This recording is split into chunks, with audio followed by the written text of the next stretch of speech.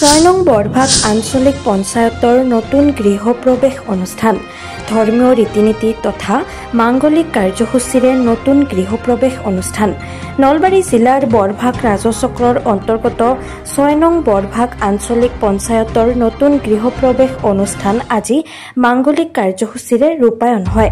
ধৰ্মীয় ৰীতি-নীতিৰে পঞ্চায়ত গৃহ মুকলি অনুষ্ঠানত নৱনিৰ্বাচিত আঞ্চলিক পঞ্চায়তৰ সভানেত্ৰী ডলিমা কলিতা, উপসভানেত্ৰী অংকিতা দেৱী গোস্বামী, আন আঞ্চলিক সদস্যসকল ক্ৰমে বিজুমণি ডেকা ভূঞা, মিতু মেধি ডেকা, ৰূপাঞ্জলি ভূঞা, জয়ন্ত শৰ্মা, বিপিন দাস, ভাস্কৰ ভট্টাচাৰ্য, ৰৌচনাৰা বেগমৰ লগতে গাঁও পঞ্চায়তৰ সদস্যসকল উপস্থিত থাকি দুৰ্নীতিমুক্ত পঞ্চায়ত নেতৃত্ব দি ৰাইজৰ কল্যাণৰ বাবে অনাগত দিনত আগবঢ়াৰ প্ৰতিশ্ৰুতি দিয়ে।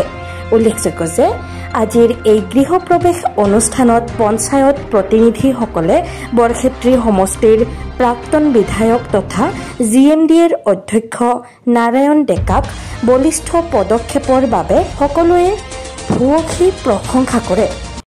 প্ৰথমে মই গণতন্ত্ৰৰ চতুৰ্থ স্তম্ভ যিটো সংবাদ মাধ্যম তাক মই সজোৰে প্ৰণাম জনাইছো। আৰু মই লগতে আজি যিটো আমাৰ কাৰ্যালয় আৰম্ভণিৰ যিটো মাংগলিক কাৰ্য চলি আছে বিষ্ণুপাঠ, সেইটোৰ কাৰণে মই ভগৱান বিষ্ণুক প্ৰণাম জনাইছো। আচলতে মোৰ খুবেই ভাল লাগিছে আৰু ৰাইজৰ সহযোগিতাটো পাই মোৰ খুবেই ভাল লাগিছে।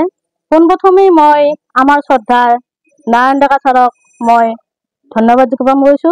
তেওঁ আমাৰ আচলতে অভিভাৱক আৰু তেওঁ জননেতাও, আৰু এই পদটোৰ বাবে তেওঁক মই যথেষ্ট ধন্যবাদ জনাইছো। আৰু লগতে গোটেই ৰাইজক যিখিনি মোক প্ৰতিনিধি পাতিলে তেখেতসকলক মই ধন্যবাদ জ্ঞাপন কৰিছো আৰু দলীয় কাৰ্যকৰ্তাসকলকো ধন্যবাদ জ্ঞাপন কৰিছো। মই বিশেষকৈ যে যিখিনি দুখীয়া জনসাধাৰণ সেইখিনিয়ে নোপোৱা যিখিনি বস্তু সেইখিনি আমাৰ আঁচনিবিলাকৰ ভিতৰত যিখিনি পৰে সেইখিনি আমি আনি তেখেতসকলৰ মাজত বিতৰণ কৰাৰ কাৰণে চেষ্টা কৰিম আৰু তেখেতসকল যাতে সন্তুষ্ট হয় তাৰ কাৰণে মই যথেষ্ট চেষ্টা কৰিম। মই আচলতে এইটো মনতে ভাবি লৈছো যে আমাৰ যিহেতু ভাৰতীয় জনতা পাৰ্টীৰ এটা মূল মন্ত্ৰ যে সবকা সাথ সবকা বিকাশ, গতিকে মোৰ যিখিনি লগ এই মোৰ বাকী কাউন্সিলাৰ কেইজনৰ লগত সকলোখিনি আলোচনা কৰি দলীয় কাৰ্যকৰ্তাসকলৰ লগত আলোচনা কৰি মই সকলোৰে উন্নতি সাধন কৰাৰ কাৰণে জনসাধাৰণৰ উন্নতি সাধন কৰাৰ কাৰণে চেষ্টা কৰি যাম। মই 49 ওপৰ বৰভাগ গাঁও পঞ্চায়তৰ পৰা আঞ্চলিক সদস্য হিচাপে জয়যুক্ত হৈছো। প্ৰথমে মই আপোনালোকৰ চেনেলৰ জৰিয়তে অসমবাসী ৰাইজলৈ শুভেচ্ছা জ্ঞাপন কৰিছো।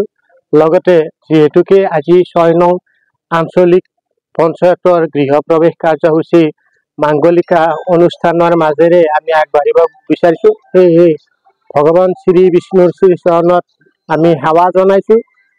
লগতে আজি এটা সুন্দৰ দিন, খুব ভাল লাগিছে, সকলোৰে আমি উৎসাহ উদ্দীপনা পাইছো, খুব ভাল লাগিছে, ভাল পৰিৱেশ এটা হৈছে। পৰৱৰ্তী সময়ত আমাৰ এই ব্লকৰ জৰিয়তে যিখিনি চৰকাৰী অনুদান আহে সেই অনুদানৰ জৰিয়তে যিসকল মহান ব্যক্তিয়ে আমাৰ এই প্ৰতিনিধিসকলক জয়যুক্ত কৰিছে তেখেতসকলক কি ধৰণে সেৱা আগবঢ়াব পাৰো আমি অব্যাহত ৰাখিছো। আৰু আমি সকলোৱে একত্ৰিত হৈ সকলো কাউন্সিলাৰ একগোট হৈ লগ লাগি আমি ৰাইজৰ সেৱা কৰাৰ কাৰণে আগবাঢ়ি যাম। আমি ভাবিছো যাতে আমি সৰ্বসাধাৰণ ৰাইজৰ মাজত সদায় থাকিম, যে আমি যিখিনি স্বচ্ছৰ নিকাৰে আমি আঁচনি ৰূপায়ণ কৰাৰ ক্ষেত্ৰত আমাৰ দলীয় সতীৰ্থ বন্ধুসকলৰ লগত আলাপ আলোচনাৰ জৰিয়তে সমূহ ৰাইজৰ লগত আলোচনা কৰি যি জেগাত আঁচনি ধৰা যায় সেই গাঁৱত আমি সেই গাঁৱৰ মানুহক মাতি আনি সুন্দৰভাৱে আঁচনিটো যাতে ৰূপায়ণ হয় তাৰ বাবে আমি মানুহৰ লগত যোগাযোগ কৰিম, আৰু যাতে যাৰ কাৰণে আমাৰ কোনো প্ৰতিনিধি যাতে বদনাম নহয়